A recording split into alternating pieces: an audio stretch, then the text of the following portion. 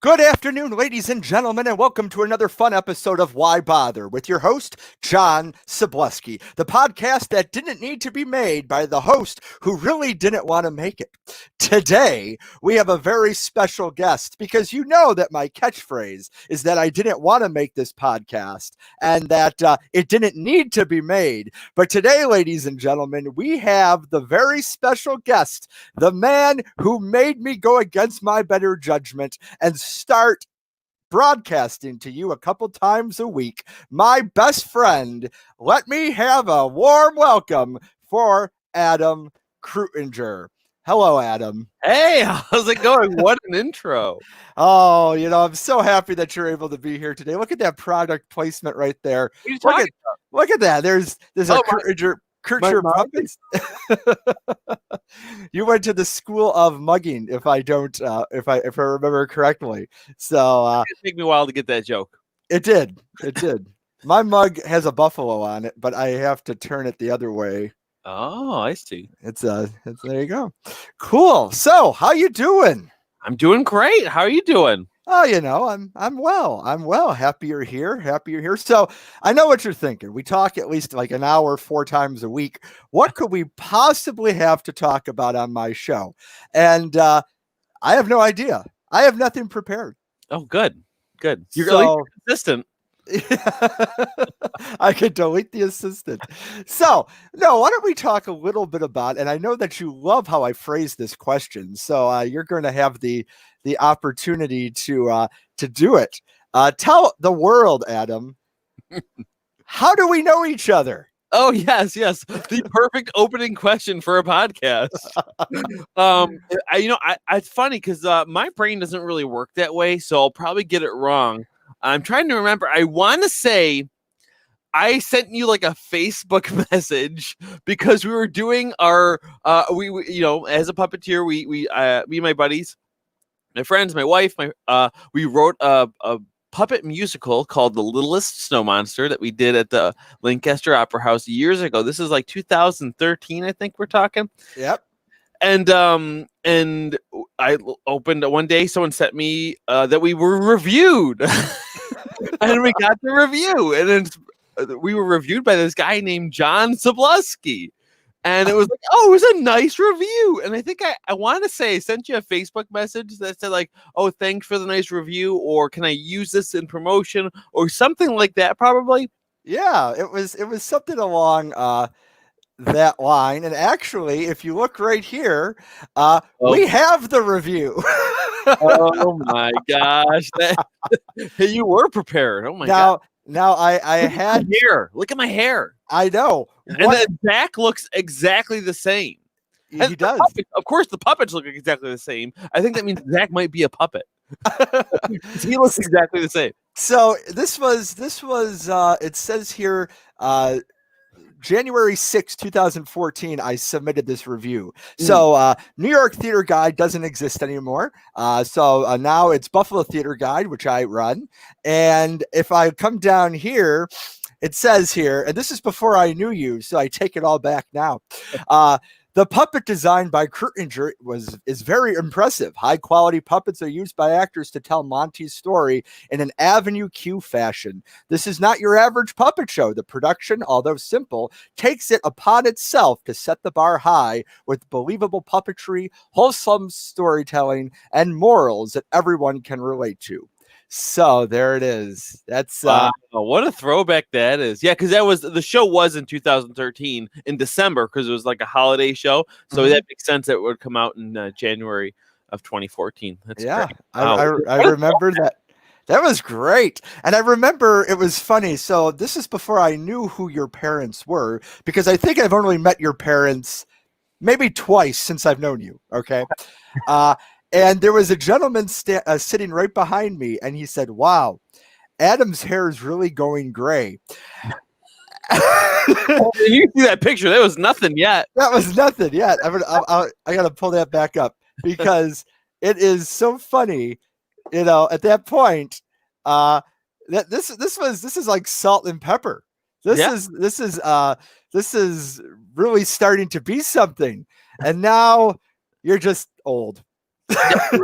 My hair is not gray. What? Silver. Oh. It makes me feel a little bit better about it.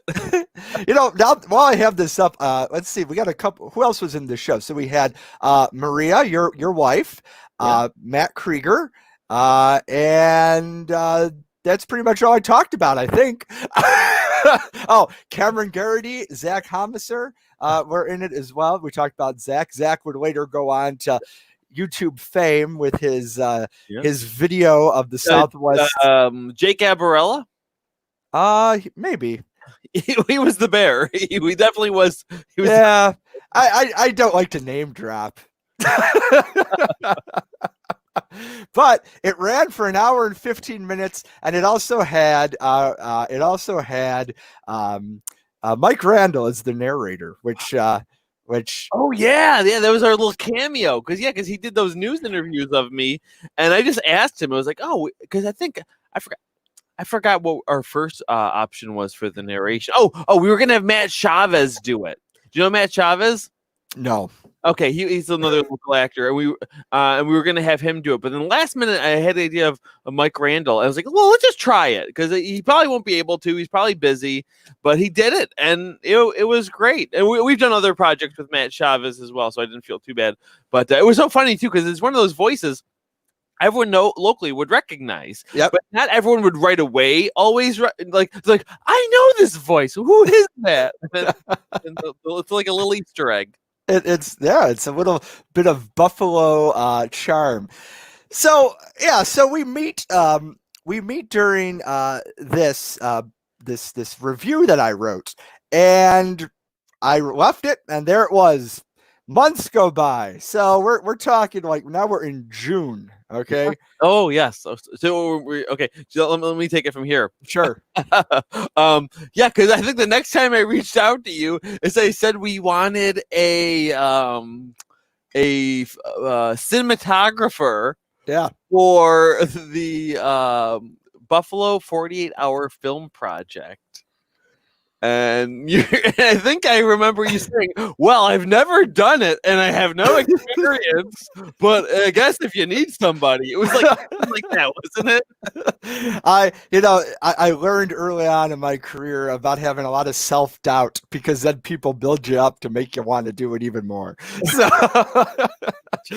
So I remember that week, actually, after I was in Virginia, and I was like, what the heck is he asking me to do? There's probably 1,000 people that would be much more better at this position than me. And I came to the shoot with my homemade camera rig. Oh, yeah. I remember that. Yes. Yeah, PVC pipe, but the icing on the cake goes to what? PVC. It's fine. Good. Yeah. Great for a DIY project. But your plate, the camera plate, was a metal switch plate for for a wall. Yeah, for for a telephone. Actually, it was a telephone adapter that would go over the wall, and I had it zip tied. Yes. Oh, wow. So and miraculously, the camera never fell off. No, it never did. Zip ties are strong. They are very strong. I think they use them to restrain people now. So I mean that's pretty cool. Yeah. I use them for crafts and to restrain myself when I need a timeout. All right, so we talked. Oh, Matt Krieger just made a great point. Don't forget about the bowling trophy base as the weight. Yes.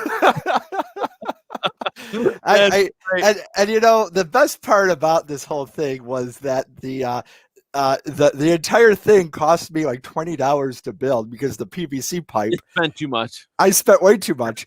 But then I went and I got bicycle handles, like rubber bicycle handles to put so I'd have grip. There was effort. Okay, say what you will. Yeah, there was effort, but there definitely wasn't skill. Yes, it was none of that.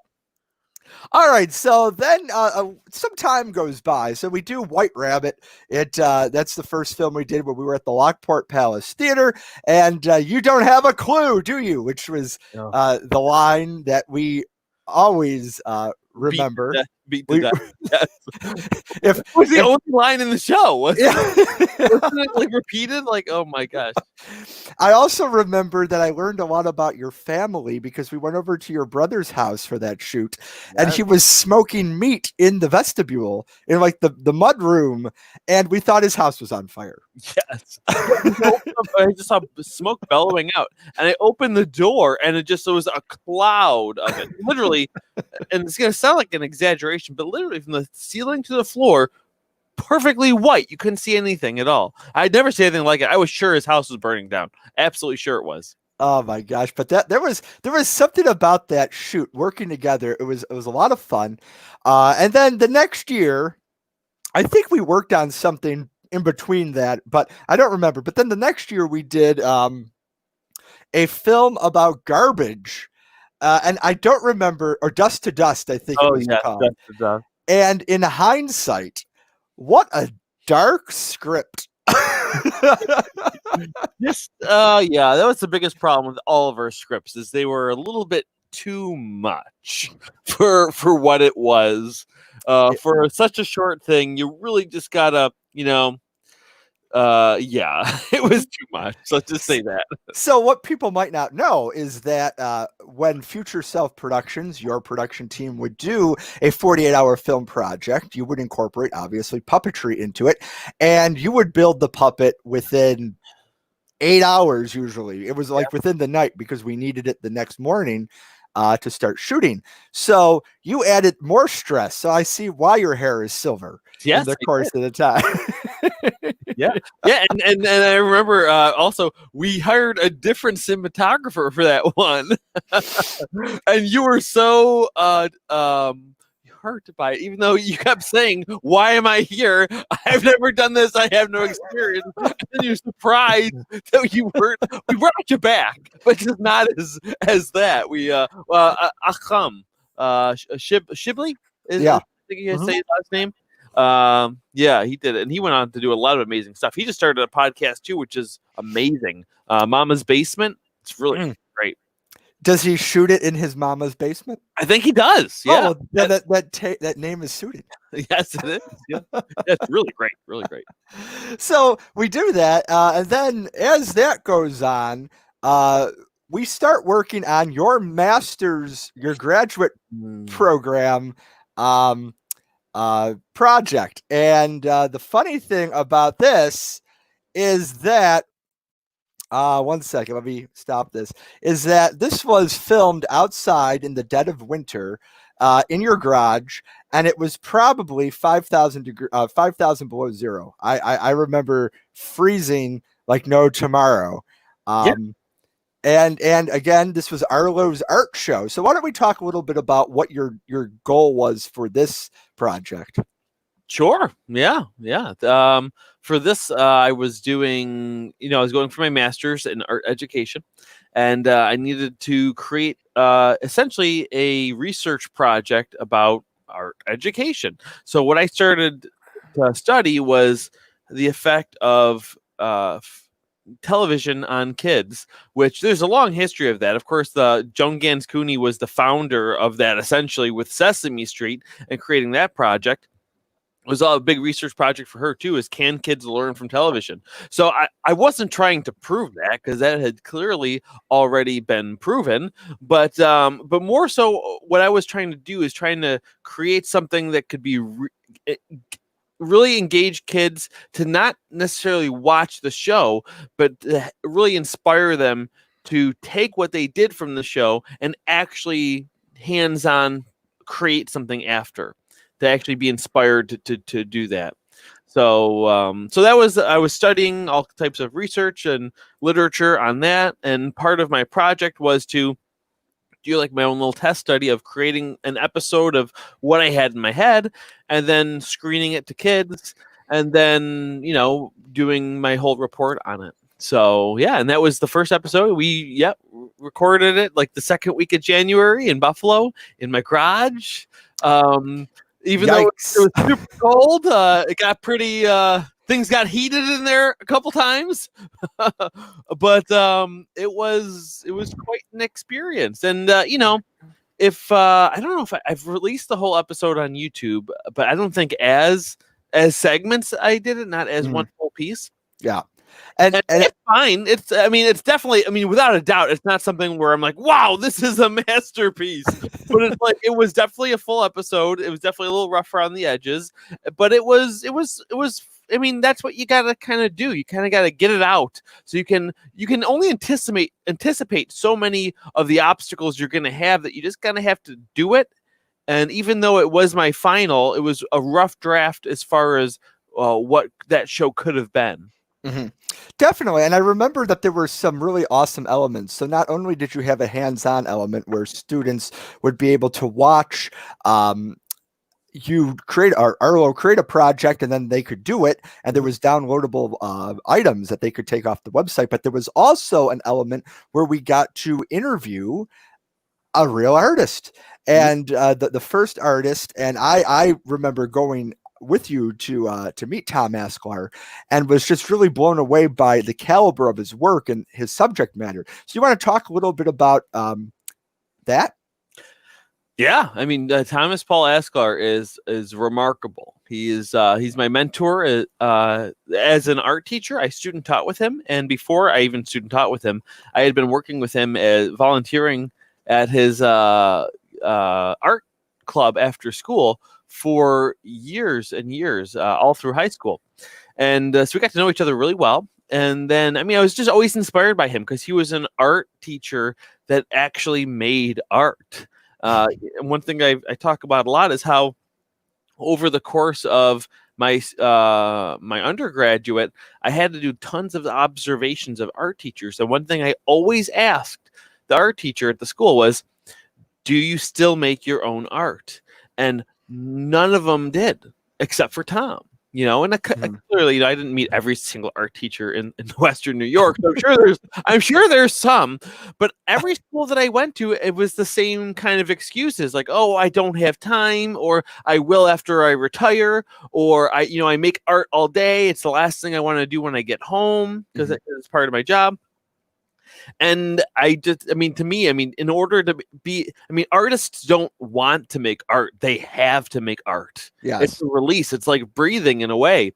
And I just never understood it. I guess, there's especially for art teachers, I think we're a unique, probably with music teachers as well, but we're like a unique type of person where like we are an artist. You should be hopefully an artist yourself. And it's a matter of these people. Do they have more of the teacher side of the brain or more of the artist side of the brain?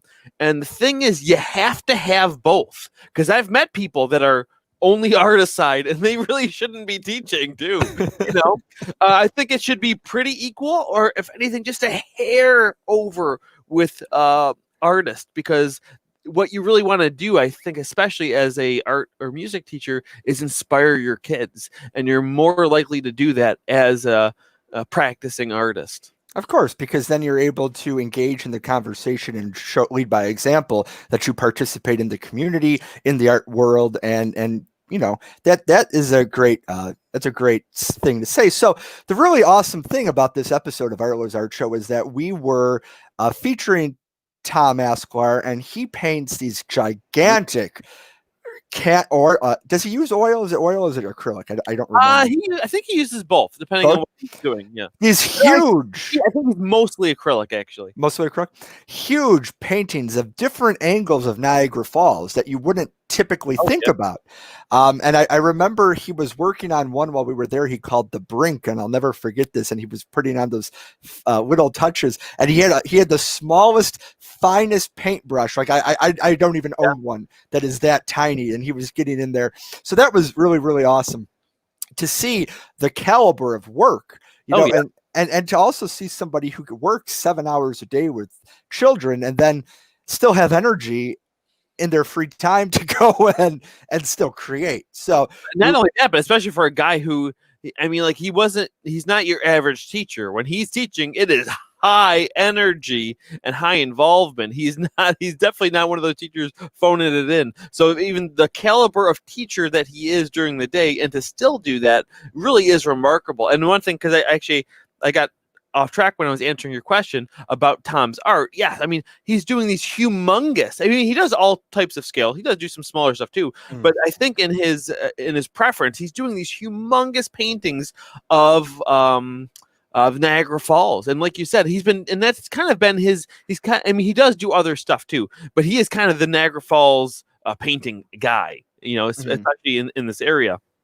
He's got artwork all over the world, definitely all over the country that he sells. And one thing that's so amazing, I think that I would have trouble doing with that subject matter, is really making them all still look so unique. Because I mean, you think how many times? I mean, some of them are like kind of a wider view of the Niagara Falls. Some of them are just like a square of water, Yeah. And there's a lot of them, but still they're all different somehow in the way that he layers the colors, in the same way that the water looks layered when you look at it. The more the white on the top of the froth, and then the clear, and then the depth, and where it gets darker, and he layers his paints like that too. It's unbelievable. It is. And if you have the opportunity to ever see any of his work, I highly recommend it, because it's just, it's like a presence, like you feel like you're there. And I just remember him talking about the brink, and anytime I go to Niagara Falls and I stand, where you can look at it, I'm like, wow. I mean, it looks just like what he painted. Like it's so awesome. So he was the first artist on Arlo's art show, and then Arlo kind of went into a little phase where we hibernation, and then we did a really weird shoot where we had to do in a live action sketch of Arlo, where all the special effects and everything had to happen live. Remember? Oh my gosh, yes, that. Do you remember what that was for? That was for a competition. Yes, for the Jim Henson workshop. Not that. That's a whole nother. Oh, wait a minute. This was for CBS, wasn't it? For NBC, I think it was NBC, because Craig Ferguson was the executive producer of a puppet show. Yeah, a puppet competition show that never came to fruition. And then we applied to it, and they liked our stuff, and we had to submit these things. I mean, we'll get into the depth of that, but long story short, one thing, I don't even remember if you knew this detail. Apparently, we thought they told us the things we were submitting were audition material, which it kind of was, but they were using our audition material to pitch the show that wasn't sold yet. So we were really unknowingly creating their pitch for them with what we were doing. Or we were just creating red tape so it wouldn't get made. Well, maybe that's more so what it was. But it was definitely an awesome experience, because I remember that we were at your buddy, our friend Chaz's house. We took over this poor guy's house. Yeah. Wait, were you involved in the first version of that? That was because at first we did one that was completely edited. We spent 2 hours getting all the different shots, editing it together, and then we sent it to them. And then they said, this was great. We really love it, but there's a lot of editing here. We need to see this done live in one take. Yeah. And I'm thinking oh no, there was a lot of editing in that. I don't think we can do it live in one take. And then I started racking my brain, and then I think I told them it wasn't one take, but they started racking my brain, and then we figured out a way to do that exact same thing live in one take. It took a little bit of rehearsal, and I had to build. I literally built a brand new set.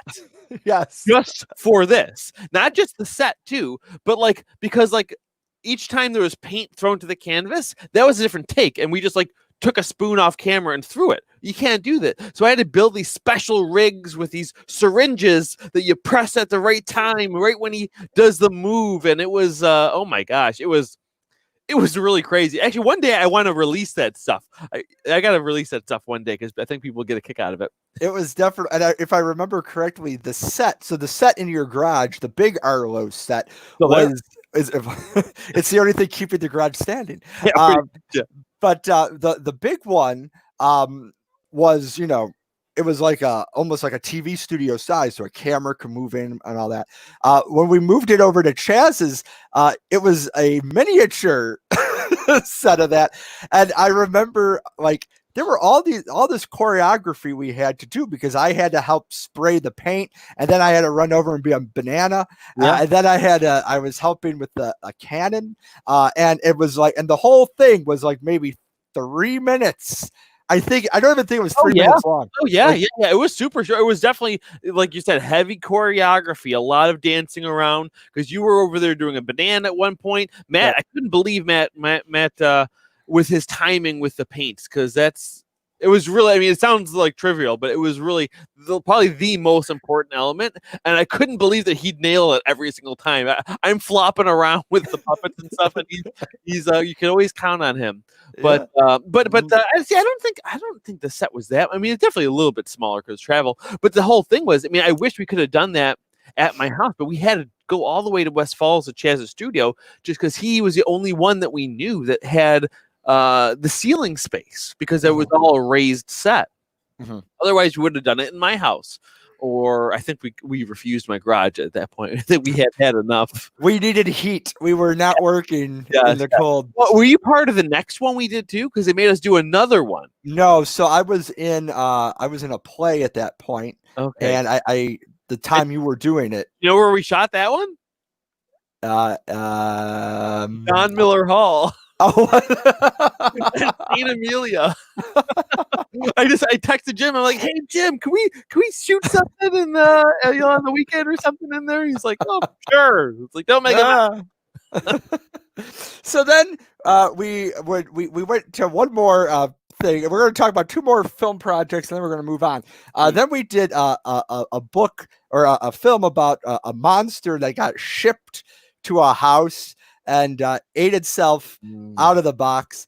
And I just remember having to go to Walmart and buy some interesting materials. I can't. Oh, yes. I'm not going to go any farther in depth with these materials. I got the guy sitting right over here too.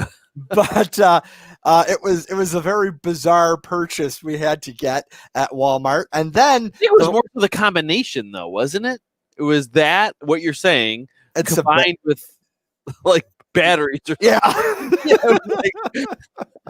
and I'm thinking, like, how every guy's nightmare is like that the cashier is gonna call him out on whatever he's got buying.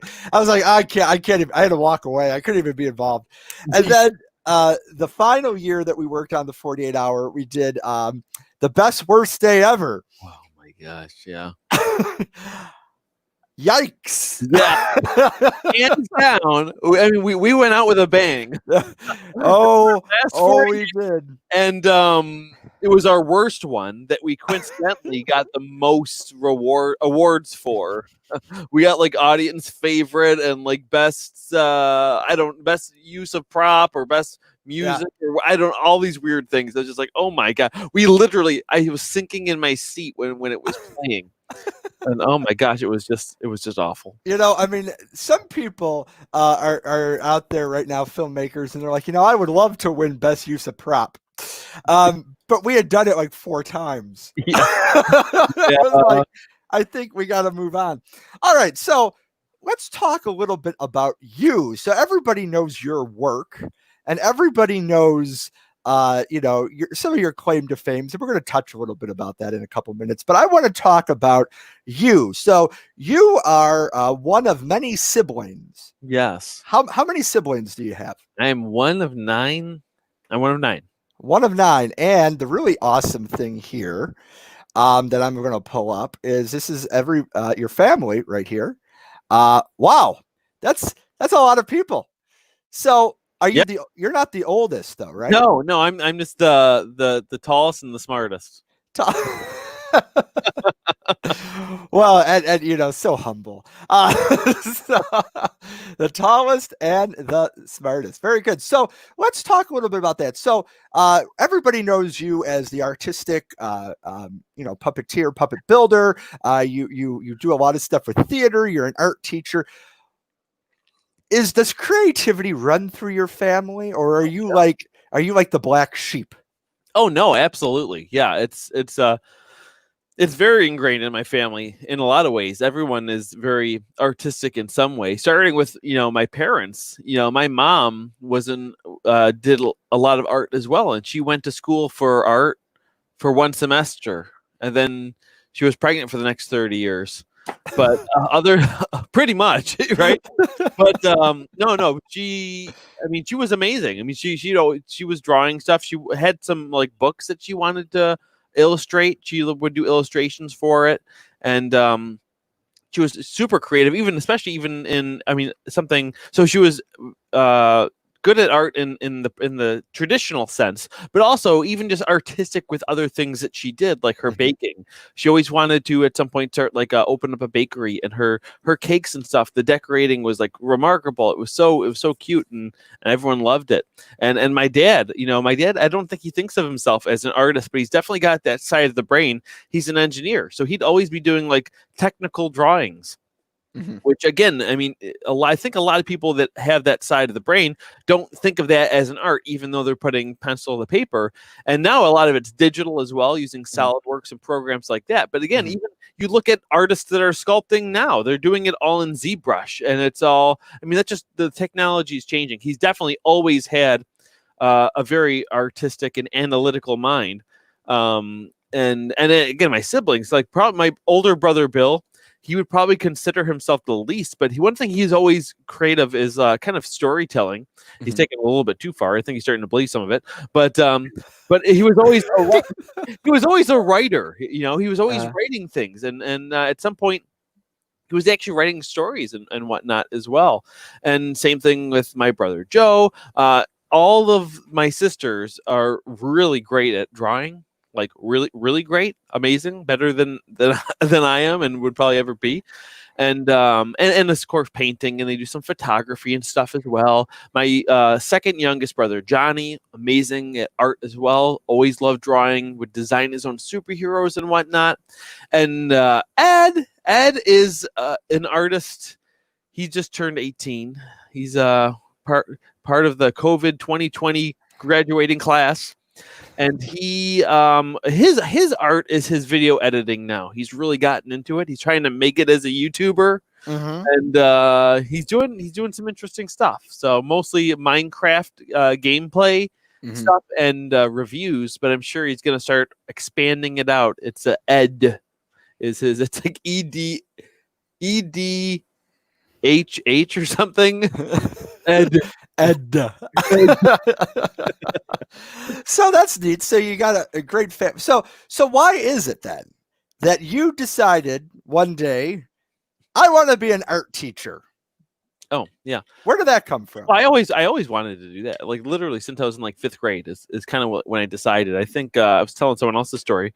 I think I realized like school. I never loved school that much. Like I liked it because I liked my friends and I liked, just getting out. And there's a lot of things about it. Like I didn't like the work though. But where I had the most fun is in the art room. I was like, oh, man, I love it here. Yeah, that's me actually in 5th grade too.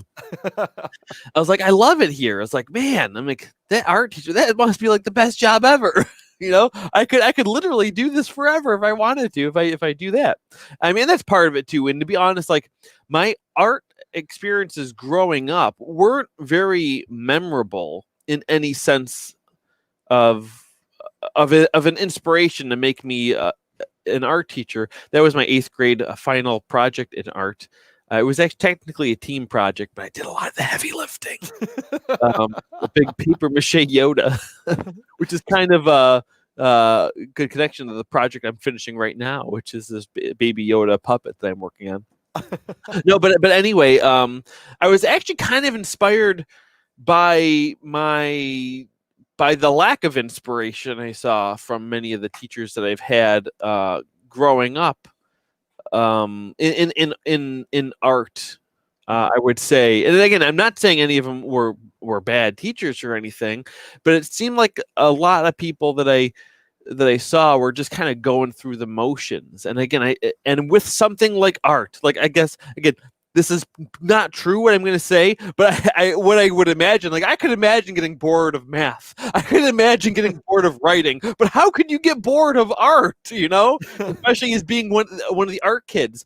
And even that's kind of strange too, like growing up, like I always loved art, but I'm not that artistic, at least in the traditional way. I'm more of a maker. Like I always was making things and tinkering and things like that, rather than like, I used to do drawings. I used to do paintings. I still do them every once in a while, but that's not my go-to. I like just like finding things and making things out of it. Mm-hmm. Yeah. So that's very interesting because I mean, so you decide in 5th grade, hey, I want to be not just an art teacher, but you want to be a teacher, right? And you just said like you didn't really like school, right? I mean, you liked your friends, but I would never have imagined that you would take on a life choice of, well, I'm going to be in school for the rest of my life now. I don't know. I just got, everything, because, that was the thing, because I wasn't like an amazing student. Like I didn't get in trouble, and I wasn't like failing, but I was never like excelling in my main core subjects. But I always had a great relationship with my teachers. They always seemed to like me. They thought I was creative. And though I was really, really quiet back then too. No. Right. Yeah. I just realized that this seemed like fun, because in a way I was always growing up around a lot of kids. I liked working with kids a lot too.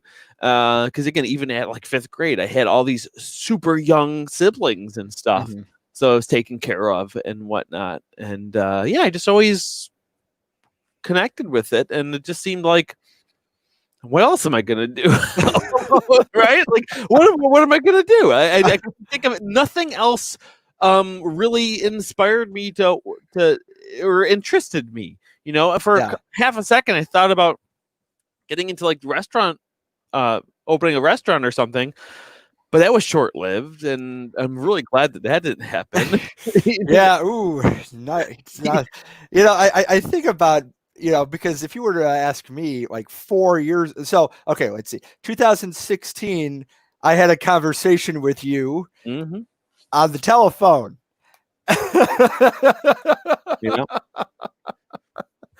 And I think you know where this might be going.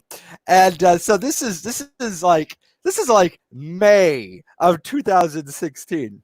And I'm talking to you on the phone, and I'm like, the company I'm working for is pretty shaky right now. Like I the writing's on the wall. It's only a matter of time before this ship sinks, right? Yeah. And you gave me some advice, but I took it completely different than what you thought it was going to do. Not completely different. You just, I said, here are 4 choices that I would do in this order, and you went straight for the last one. So Adam said, John, you should consider becoming a teacher. And I said, oh, please, never. Never. Never. So I don't know. That night, I'm done with talking on the phone, and I'm looking at an email from work that said they're going to be laying off like 20 more people this week. I'm like, this is nuts. And I was like, you know what? I went to film school. I worked on a few films. That's how Adam and I, obviously formed this relationship. And I was like, I'd really like to be a film teacher. But there's no doesn't really exist. So, but there's one, and for the few that there are, it's people who've like worked on movies and something. It's not like some guy in Buffalo who's never done anything that just like film is going to start teaching it. So, but there's only. Let me back up for 1 second, because I want to talk about like what I said to you. Is because one thing I tell a lot of people, because I know some people ask me advice. I don't know why. They say, I don't know what to do. What should I do? I want to do puppets, or I want to be an artist, or do this and that. I have never told you I wanted to do puppets, by the way. Oh, of course. Well, I'm talking about other people. But one thing I say to people, if first of all, I don't think college is necessarily for everyone. You don't have to go to college to be successful. But if you really want to, which, and I understand wanting to as well, I did go and I enjoyed my experience as well. And if you want to go and you don't know what to go for yet, I always recommend people one of two things. I say either go for business or go in education, even if you don't want to be a teacher, because having an education degree just kind of looks good and it makes you very versatile. It shows that you're a people person and that you're willing to learn, and that there's a certain amount of competence associated with an education degree. Mm-hmm. And business can be applied to so many things as well. I've even met some teachers that started off doing business and even had a business degree and then switched to education. And they were also very successful teachers as well. Mm-hmm. So I think, if you don't know what to do, one of those are two options that make you very valuable to any general position, I would imagine. And knowing your background, I recommended, I said, knowing about John being the writer, screenplays, doing reviews, all this writing. I said, knowing you, John, I think your first choice should be being an English teacher, like a high school English teacher. I could totally see John as a high school English teacher, and especially because oftentimes, at least in experiences that I've had, the English teachers are generally mostly associated with the theater programs at the school, often in high school and whatnot, and theater classes, which I thought would be a fun thing for you. And then I think I said 4 before, but I can only remember 3. But so I'll go to number 2. As I said, then probably a music teacher would be the second choice for you, John, because you play piano really well, you know how to read music and stuff, and I just think you'd be a really good music teacher. And then I said the last choice for you, I was like, maybe. I said, I don't see you being a classroom teacher as much, but maybe. I mean, you could. I said maybe art teacher, but I, what? I take that back, John. Don't do art teacher. I had not known you in any art capacity whatsoever. And then, like a week later, he signed up for the art education program at Buffalo State. It was like I'm going to show you. You sure did. Oh my gosh, that's too funny. But I think what's so funny about it is because I remember going out to have a drink with you and some teacher friends, and it was like a couple weeks before I started. So I'd lost my job in July, and the new semester started in August, and I had actually applied to be in the January semester, but there was some clerical error, and they said, "Okay, you're ready. We can start you in August." I said, "Well, I guess I might as well."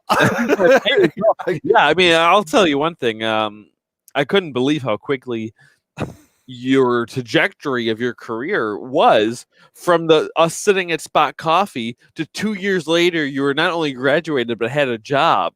It took me like 5 years to get a job. It was a different market when I first started, but I mean, it's still a tough market, but when I started was probably the worst time you could possibly have started. So you came in on the tail end of that, which was good timing on your side. It was, and now I'm here. I'll be here for 30 years, and I'll ride out the pension wave. Hopefully, there's some left. Yeah. Okay, so now, we're both art teachers. You've been doing this. I think you've said you've taught. This is your 7th year. You're finishing up, right? Yep. Okay, it's time for a career change. I think you should just go into anything else. Maybe an English teacher. That's like your dead last ringer. No. So you've been doing that 7 years. That's awesome. I just finished my 2nd full year. I know I'm so much younger than you are. Actually, I don't think I'm that much younger than you are. But so did that. So we have these awesome careers. And one of the things that, and I want to know your opinion on this too, but one of the things that I really enjoy about our career is that not only do you get to instill a love of art in students, but you're also there where you get to actually see joy in students' faces when they come into your room.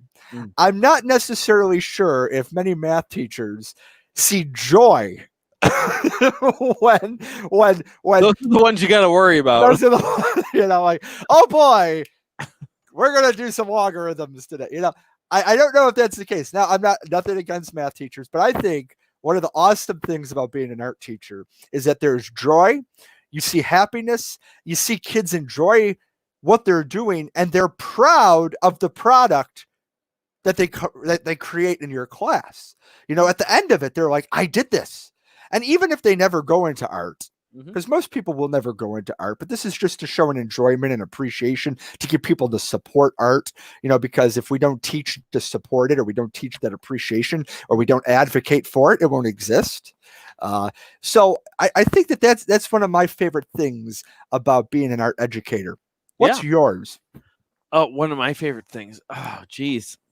I just, it's interesting. There's so many different aspects about it that I like, mostly, of course, it is working with the kids and just getting, like you said, that wonder in their eyes. And on one side, that it's a little challenging because they're always excited when they come in, but certain projects also excite them more than other ones, So it's just that wow factor. Like when I always try to build it up and do a big reveal, kind of keeping it a surprise, which is also kind of backwards of what a lot of standard practices, because they always say, like, you don't want kids to be surprised about things. They should know what they're getting into, and that kind of structure can help. But with art, just the most important thing, I think, is getting them inspired. And when you're able to just do a grand reveal, it almost doesn't matter what it is. Just the fact of making it grand. It's like, today we're gonna be. Are you ready, kids? Using pencils. Creating. It's just so much easier for us to just create that type of excitement because I think, again, maybe this is also partially because of the way that I structure my art class. There's no pressure on kids to be successful not successful, or not successful in the stereotypical way of what people would expect, because my philosophy is they do not come to the art room to make beautiful art. That's not what we do. It's not what we're trying to do. We're here to learn and have fun with these art materials. And if you make something that you're not overly proud of, like, that's okay. That's like, that was the goal. If you make a perfect piece of art, that's just a bonus, you know? Yeah. And it's more about, just exploring these things. And that's, I don't know, that's just how I've always kind of really low pressure, lay back. And the other thing too is so many of these kids are, it's just such a different. That's what I really try to make different about my art room, beyond just, of course, the materials that we're using that are different, is that tone of expectations of the kids. I still have expectations on them. I don't want them to not try, but I don't want them to be worried at all about, that's how the best thing we can teach them is how to be creative and to take chances. And I think that that's less and less something that they're learning from the traditional class, even math. Like, you can't take a chance on a math question, if it's wrong, it's not open for interpretation, right? And even in English, is one of those things where it can have a little bit about that with creative writing and whatnot and story structure, but there's definitely things to get wrong. Of course, obvious things like spelling and punctuation and tense and things like that. But art is really freeing in a way that I don't think anything else is. Not even music, because there's no abstract music. Like, if you're not hitting jazz. if you're not, well, no, that's free form. That's a little free form. If you're not hitting the notes right, like, it's not pleasing. It's not. No, it's. But then you look at, again, a great example, which is a cliche example because he's probably overly taught in schools, is Jackson Pollock, though. But that really is such an inspiration to kids. It's like, you can be known for the rest of the history of the world, and look what he did. It's not something that, it is impressive and it is amazing, especially when you dig deeper into it and the thinking behind it, but it's not on its nose something that would have turned heads, I think, compared to what people traditionally think of as good art. So who's your favorite artist to teach? Actually, again, the shame on me for what I was just saying. Probably someone like Jackson Pollock, and part of the reason why is because I I mean, for the longest time, I didn't like him at all. I really didn't like his art. It was just like, like it'll be a fun project to do with kids because, we get to be messy and do this, that, and the other. But really digging into, all the source material about him and about his art, I think it is like a perfect philosophy as far as like what art can be. And I think it takes something that extreme, even though from a technical standpoint, it's not going to necessarily impress people, even though the images have such impact. It just really breaks the rules of what the expectations of art is. Everything else is like, look, I painted a house, you see a house. Whereas his was, I made something and everyone sees something different. It puts the power in the hands of the viewer, which is really amazing. But actually, let me answer that question. And so that's my favorite one to teach. But my favorite artist that I personally love and follow right now is Jason Franey, which I'm sure I've talked to you a lot about him. And he does amazing anatomy sculptures of pop culture characters, and not to mention, I mean, that's what his claim to fame is. But his original artwork is remarkable as well, and it's it definitely has a similar feel as far as the animation look.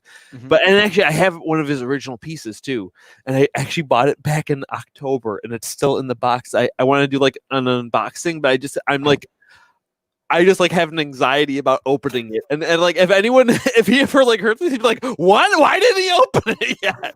It's just like, it's sitting there. And it's like, once I open it, it's done. I gotta just open it. I just gotta open it. You can't, it's like Pandora's box. You can't put it back in. It's, oh my goodness. That's it exactly. That's it exactly. That's great. Yeah. Okay. So we got 2 more things we're going to talk about, and then I'm going to send you on your way. Oh boy. 1. So you've been married. It's going to be 3 years in October. I think so. Yeah. So obviously, if you know Adam, you know that he likes to work right up to the last second to do anything. It's a precrastinator. That's a term I learned. A precrastinator's nightmare. So Adam created his wife's wedding dress and was finishing it on the day of the wedding. And he made a video because, Adam documents everything he does. Luckily, he's edited out some of the dull parts because I don't know if anyone thank you. I don't know if anyone wants to watch that. Anyway, your video gets picked up by George Takei, and it's shared on his social media, and it has 15 million subscribers at that point, something like that, maybe. His page? Yeah, his page. I think it had about 10 million. Yeah. So, how did you find out that he was sharing your video? No, I mean, that's one thing that's interesting. It's not completely random from that end. There is a communication because they ask permission to use it because they don't want me to do like a copyright strike against them and have it taken down. So, so when they did contact me, they're like, "Hey, we like your video. Like, we might want to use it. Like, do we have your permission?" I'm like, "Sure, go ahead." And I just had to send them a version without the music in there because it was like copyrighted music or something. So then I send it to them, and then for all I know, I mean, maybe it'll come out in a year, maybe they'll never use it. But it came out like a week later, which I was shocked at how quick it came out. Actually, maybe they did say something like, "Oh, it'll come out like in August," and this was in like May, I think. And then it just came out like a week later. It was almost exactly about around this time. So you do this video, and as is in typical social media fashion, there were haters. They were like, "Oh, this is a publicity stunt, blah blah blah blah blah," and then there were people, and I loved it because your friends, and you probably have like 5,000 Facebook friends by now, all went to your aid. I was not one of them, by the way. I was just watching the world burn. You had things to do. I had things to do. I had to take art classes. So what do you say to the haters. It didn't bother me at all because they didn't understand, and it's not even their fault that they didn't understand. Because I edited a video together that was about 7 minutes long, and it kind of told a whole story about why, what it was I was doing, why I was doing it this way, and all this stuff. When they took that video, though, they took it and they edited it down into like, I think it was like a 2 or 3 minute version. So a lot of stuff got left on the cutting room table. And here's the thing is too, like it was a 7 minute video that I made, but I had hours of footage that I already compressed down. So I trimmed, as you said, I got rid of all the boring stuff and just kept the story. So to cut that down any further, you'll lose part of the story. Okay. So it kind of changed the narrative into something that was portrayed as a gift for my wife, that she wanted and it this way, into something that some people thought it was just like, oh, what a jerk. Like, I can't believe he waited till last minute. And like, oh, he's so controlling. He doesn't even let her pick a dress. I'm like, yeah, like, you guys, here's the full version if you want to watch it. Like, I just thought, you know what? Here's the thing. People ask me all the time about the things that I'm posting and stuff. Like, I don't care what anybody thinks. I really don't. I like it when people like it. That's great. Sure. If people don't like it, sometimes I'm like, oh, well, maybe I should change something in the future. But oh well, I really don't let it get to me because it's just that's the nature of social media. I mean, hate to say, but a lot of people don't have a very much social media maturity and understanding of like what's going on.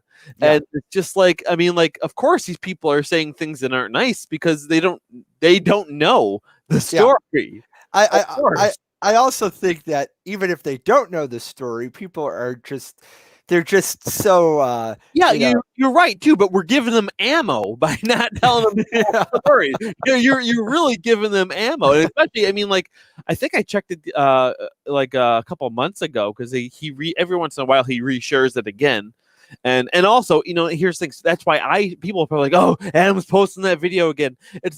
I just feel like it's kind of nice on my part. Like, if he's sharing it, I should share that he shared it, because it's like, it just seems like a kind of a courtesy thing to me a little bit too. It's just like, again, people are always like, oh, share my stuff. And I mean, like, or if I work on a project with someone and I'm like, oh, look, check out John's thing, and they don't share it too. It's like, if you want people to talk about your work, I mean, appreciate that they're talking about it. Oh yeah, it's the kind of philosophy that I have. So I mean, it's the least I could do is hit share again. But last I checked, I think it's got like 25 million views on it or something crazy. I think it's one of his higher viewed things. I mean, he's got some of them that are way below it out that have like 40, 50 million. But I think it's up there in the. And actually, he did another one. He did a puppet one of mine too. Oh well, that's really neat. It's nice to see that he's a patron of the arts, which he is. All right, so Adam, this is the last thing we're going to talk about, and then maybe one more thing. I don't know. We'll see. So you said earlier that you spent a long time when you were in 5th grade. You had a whole bunch of siblings that were younger than you. You were helping take care of. Last year in August, your wife gave birth to a beautiful baby girl, Winifred, or Fred, as the world knows her. And how has been? It's not a year yet. It's close. 10 months. How has the first 10 months of being a father been for you? It's been amazing. I mean, it's remarkable. She's such a doll. We love her so much. She's amazing. It was something that it didn't really, it definitely changed her life in a big way, but also it kind of didn't, because it just felt like, in a way, it feels like she was always there. Kind of like, again, I've always grown up around taking care of kids and being a teacher. I'm around kids all the time. It just feels so natural to have a kid. She fit right in. There was nothing, we made her part of our life right away. We don't, our world is not revolved around her, and her world's not revolved around ours. We're just one unit, and it just, I don't even really know what else to say. It's just everything's just natural. Just everything feels like what it should be. Mm-hmm. That's great, and if you haven't had the opportunity to watch one of the 8,000 videos that features Fred, you obviously should, because she is very, very cute. Fridays with Fred. It's the thing. I'm a little bit behind. They've been coming out late on Sundays. I haven't posted the one for last Friday yet. Hopefully it'll come out today or tomorrow. It'll be Wednesday, Friday video. But I mean, losing track of the time and the days with this unusual schedule during the pandemic. So I know I was thinking the other day, because it seems like every day it's just a day. It doesn't progress. Yeah. And when we were, I finished the school year out on Friday last week, and I'm just like, what day is it now? Like, where are we? And if it wasn't for every Monday where I had to upload new lessons for my kids virtually, I would not know what day of the week it was, because that was the only thing it was like Groundhog Day. Everything just together like that. So Adam, you get to pick the last topic. What do you want to talk about? What do I want to talk about? What do you want to talk about? I wish you prepped me a little bit on that. What were we talking about last night? Because we did our technology test. That's longer than this whole episode is. I think we're hitting some good topics. Oh, geez. Why canned tomatoes? Oh yes, that was canned tomatoes we were talking about. No, I mean, that's such a good. I mean, I wish you prepped me on that, so I would have thought something really good. Well, it's fine. Anyway, I'll tell you what we're going to talk about. So every year, as a theater reviewer, I get some free tickets to go up to the Stratford Festival in Canada, and for the last. Okay, I got a topic. Yeah. Okay. I want to talk. This is going to be controversial. Oh. Okay, controversial. Oh, great. We're going to talk about theater. Oh, God. Okay. Who's got time? Local theater, but philosophy of local theater. So it doesn't necessarily have to be people in Buffalo, but I'm sure a lot of our anecdotal examples that we'll have, that will be nameless, will be talked about. So, because one thing I want to talk about is, again, one thing, I mean, like, I think people don't do enough of perspective viewing of situations, Okay. And one thing that we talk about is there's a lot of stigma amongst the acting community, not all of them, but a lot of them, about people who are the same people being cast by the same theaters all the time. Okay. Yeah. And I'd like to hear your thoughts on that first, and then we'll get going. Oh, that's great. Thank you. I'm gonna throw that. I'm gonna volley that. All right. Well, I'm gonna say it like this. I'm all for casting people that you enjoy working with and who are going to do the best job. I also believe that when you have a season of 6 shows and the same people are in 5 of those 6 or 4 of those 6, they may get a little tired towards the end of the season, and it's sometimes it's a little disheartening when the actor literally gets tired, or the audience gets tired of seeing the same people. I think the actor literally gets tired and may or may not be giving the best performance they possibly can be. No fault of their own, but it's after you do it and do it and do it, and you're working full time and you're doing this at night, you get tired, right? So it's sometimes I feel that by overutilizing people, even though they are talented, you may be subjecting the quality to a lesser level for that matter. Doesn't mean that these people are not talented. I love seeing people in these shows, but sometimes I feel that we should branch out a little bit if we're able to give new blood a chance. I think that we've had nothing but success in this community. I want to push back on that a little bit, because I don't fully agree, but I don't actually fully disagree either. I don't think these people would get tired of it by any stretch of the imagination. I mean, like, everyone's got something. If they're not doing that, they'd be doing something else. It's not like they're just going to be at home napping or refueling for the next performance. I think maybe what you're trying to say is because the opportunities are so plentiful that they become less special. Is that kind of? That could be right. That might be a good way of putting it. I mean, Maybe it feels, again, not to say that people don't earn it, because everyone's auditioning, too. But maybe it feels a little less earned in a way, or more handed to. But then again, I have a lot of empathy for these theaters as well, because they are literally running a business.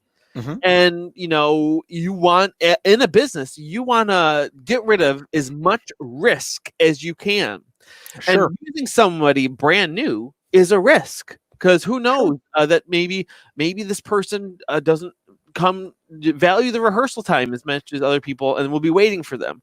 Maybe are they going to show up for every single performance? Which again sounds like a crazy thing to say, but mm-hmm. really, I mean, these are, I bet you these are legitimate things. I mean, if you've never worked with somebody, you don't know their work ethic. So I mean, and work ethic, there's a lot to say for work ethic. Mm-hmm. And I shouldn't say just not to say those people don't have a work ethic. There's a lot for knowing somebody's work ethic, mm-hmm. and there's a lot of comfort in having those people that you've worked with before, because you know exactly what you're going to get. You know exactly what you're going to get, which is what some people would say is also part of the problem, because you need more. Definitely, we want more voices. Without a doubt, we do.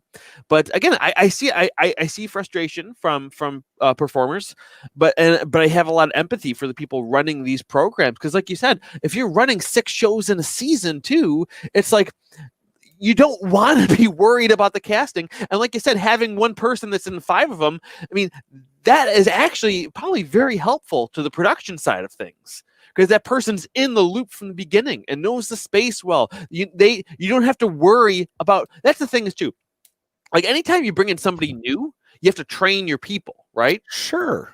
And it's nice to not have to train everybody all the time.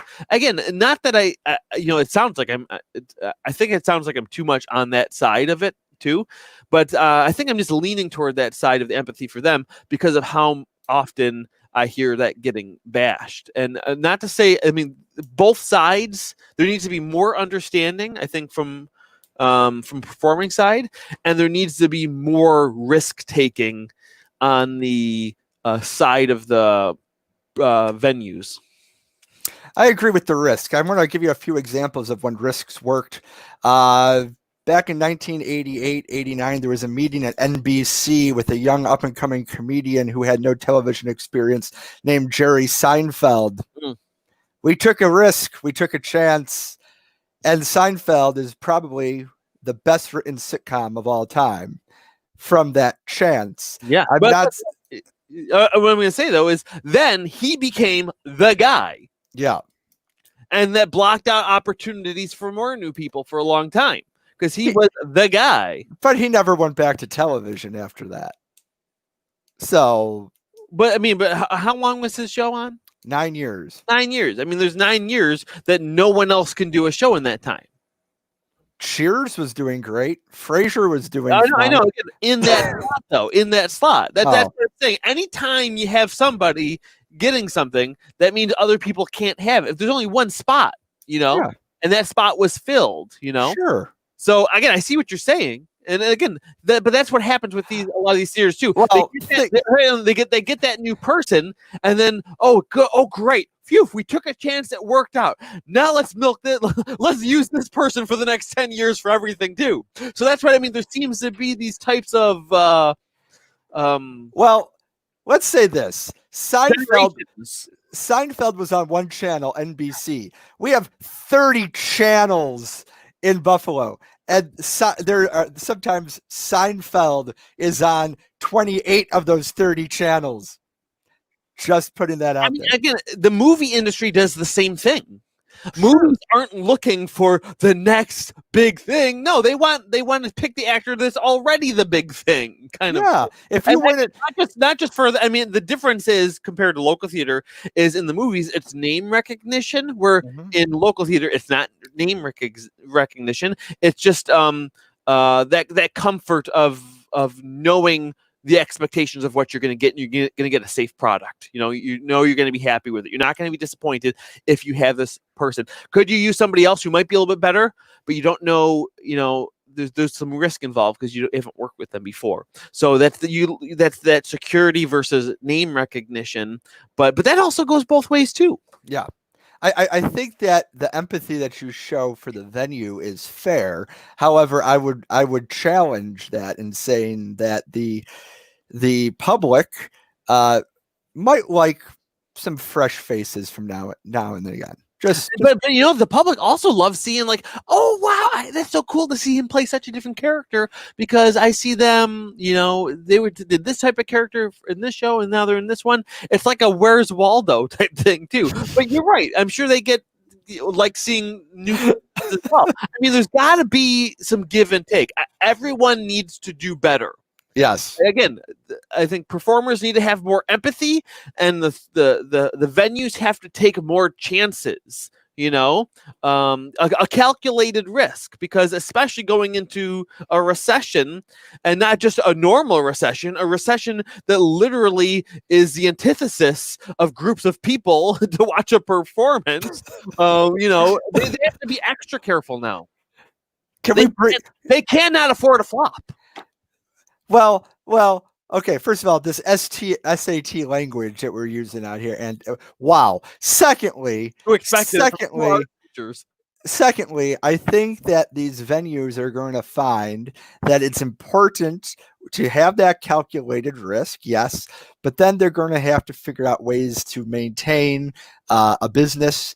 And yes, it sounds like what I'm doing is completely turning around on my stance, but before this situation, this pandemic happened, I would say you need to take more risk. Now, I might say, you know what? Hold off a year on risk taking. Just keep afloat. But then again, just because you think that this person might be the best in that part doesn't mean you shouldn't also consider somebody else you've worked with in a smaller capacity. Yeah. Yeah. Oh, but the other thing is too, I think they sometimes reuse these people so they can keep them. So if they don't give them the opportunities, then they're just going to go somewhere else. And in the greater scheme of things and everything we're talking about, I can hear people saying it now. Yes, that's good, right? Yes, that's good. You get a change up, but it's like if you're a head of a company. And you've got that manager that just makes everything flow perfectly. And if you had managers that don't work as well before, and then you get more disgruntled employees, this manager is great, everything's orderly. That person's gone, it can wreck the whole machine in a way that, again, it's a little different. It's a weird example for theater because there are humongous differences. But, thinking about things from these different perspectives is, I think, what's so important. Because I think a lot of this comes from ego, of people just wanting something that they can't have or feel like they didn't even have an opportunity to have, which is true.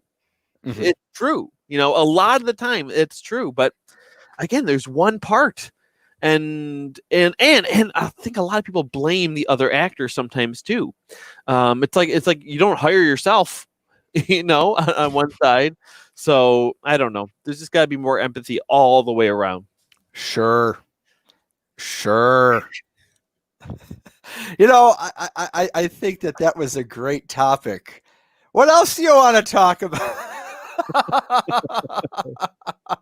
Why bother? I have to say, I have to say that I think that we are going to be very creative coming out of this when phase 4 happens and theaters are able to reopen.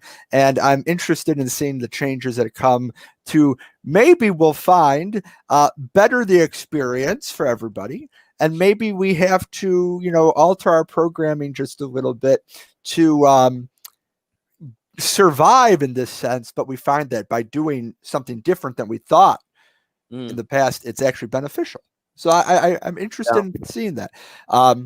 It's an interesting time, and I think most businesses that I've seen handle this, in my opinion, are not doing themselves many favors. I think this is going to sound backward too, but my guess is during this, everyone's scrambling. How can we make money? How can we make money? How can we make money?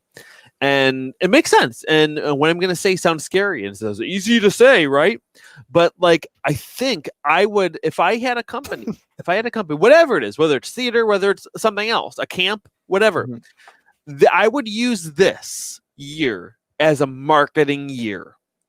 Write it off. You got it. I think this is a time where people's attention is so divided amongst so many media outlets that what you need to do is infiltrate these people with value at no cost, which sounds scary. I mean, because you're building a relationship with these clients, with these customers, with this audience. And when things come back to a more traditional style of business, they're going to remember the things you did for them. Whether it's releasing, free videos of things, hosting games, doing podcasts like this, putting some sort of value that actually has value. Just doing something isn't enough. It has to be good, thoughtful, and something that people put value in.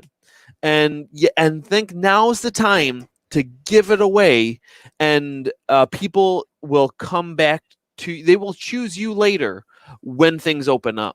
I think so. Yeah. So speaking of that, this show is free right now during the pandemic. It will be free for the rest of our lives. Oh, well, you bring up some really good points, and I'd love to delve deeper into all of those. But who's got the energy after all that conversation? Right? Yeah. Why bother?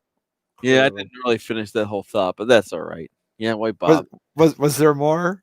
Well, no, I was hoping we volley it a little bit to flesh out. I mean, 'cause that's the thing is too. So many people are afraid to talk about these things too. But how you figure things out is through talking. Talking is part of learning.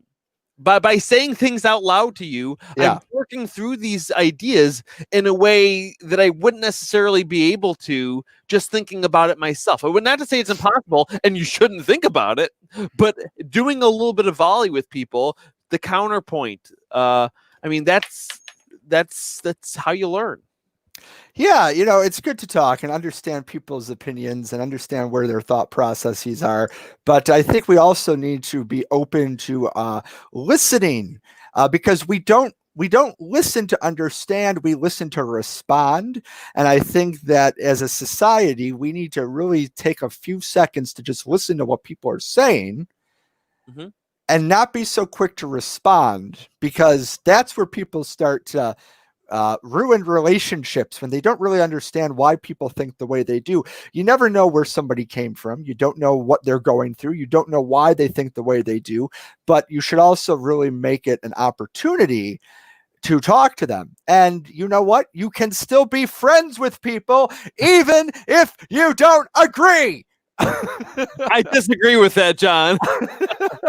No, that's well put. But I think one of the problems is some people say they are listening and they don't like what they hear.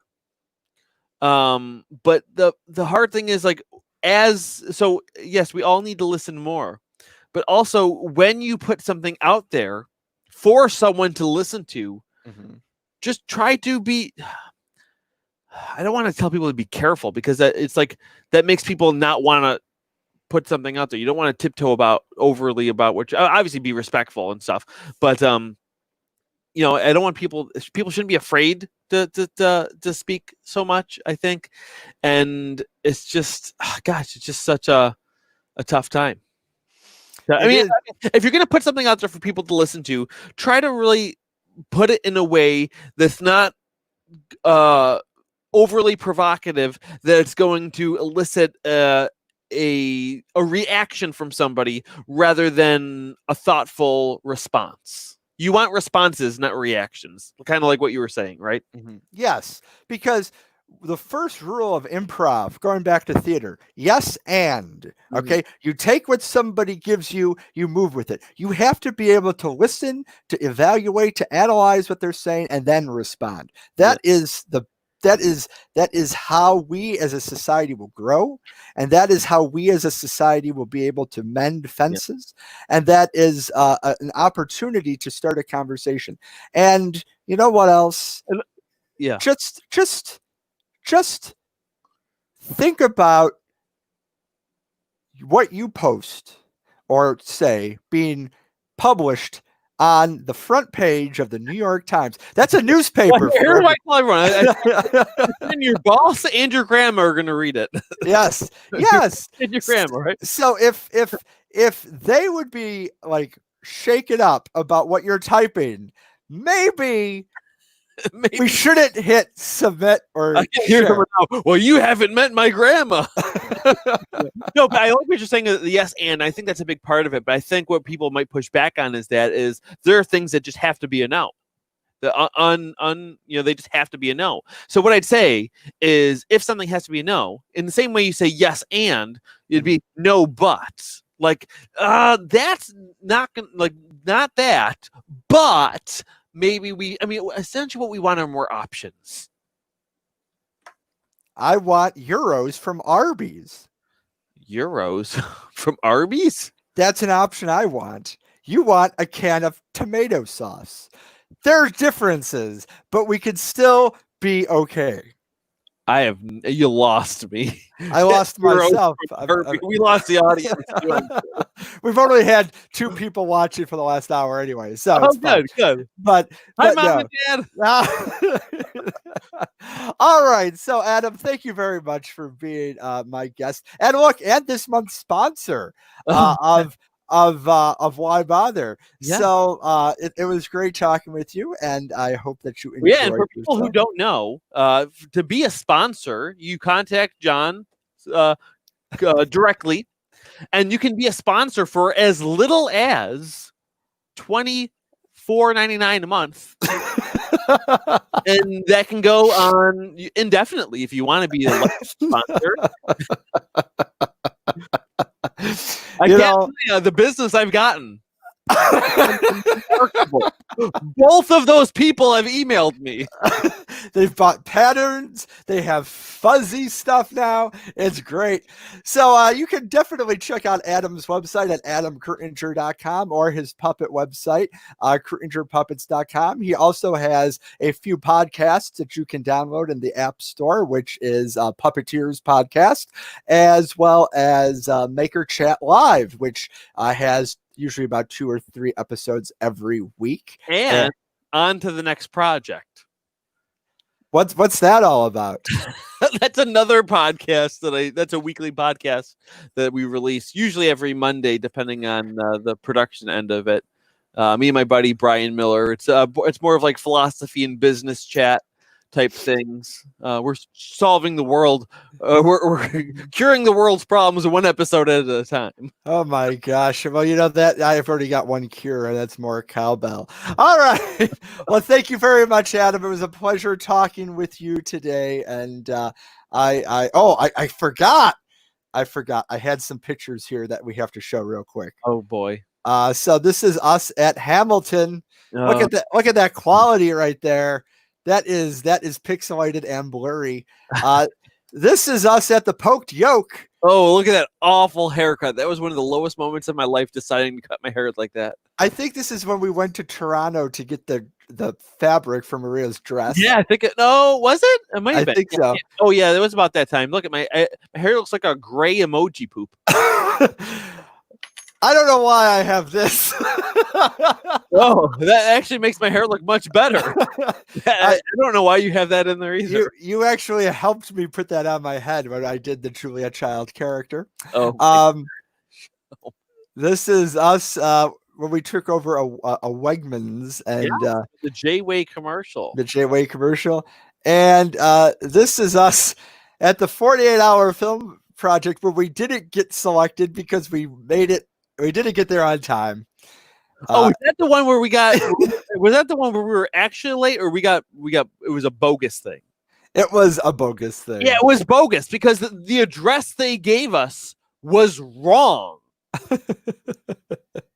It was. We were at the address they gave us on time, and they're like, "No, you got to go around to the back of the building," which took us like a minute to do, and then we got disqualified, and it was their fault. And I am bitter about it, and it was their mistake, and I'm not over it. I'm not over it. Buffalo 48-hour film festival. I'm not over it. And then this picture. Ah, yes, when I made you your very first art smock. Yes. And you know what? I get people mistake it for an apron all the time when I wear it at school. And I say, no, it's a smock. I haven't washed it yet. It stands by itself. Oh my God. All right. Well, thank you very much, Adam. This is Adam Kreutinger, who had a great time talking with you today. I am so happy that we were able to have him take some time out of his busy schedule so that he could talk with us about life, the universe, and everything. You can check out his website at adamkreutinger.com, and you can also visit KreutingerPuppets.com for more information on what he is doing. Until next time, ladies and gentlemen, this is John Szablewski, and this has been another episode of Why Bother?